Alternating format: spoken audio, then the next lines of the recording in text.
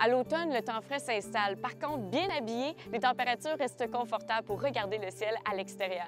Et on peut dire que cette saison, le ciel appartient à ceux qui se lèvent tôt. J'en parle aujourd'hui avec Marc Jobin, astronome au planétarium Rio Tinto Alcan. Alors Marc, quelles seront les planètes en vedette dans le ciel cet automne? D'abord, en soirée, il y a la planète Saturne, mais c'est la seule planète qui est visible en soirée à cette période-ci.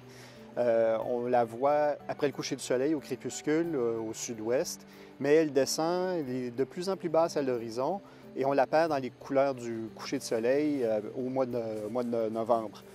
L'action se passe vraiment dans le ciel du matin avec principalement la planète Vénus qu'on voit à l'aube vers l'est. Alors ceux qui se lèvent tôt, ceux qui se rendent au travail, la voient, elle est très, très brillante, on ne peut pas la manquer.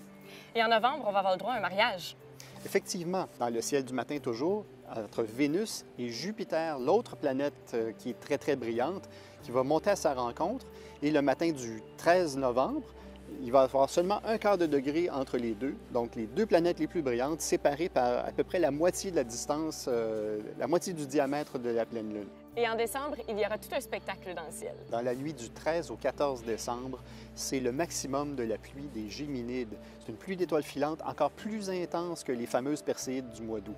On peut s'attendre dans d'excellentes conditions parce qu'en plus, ça va être la nouvelle Lune cette période-là. On peut s'attendre à avoir 60-70 étoiles filantes à l'heure.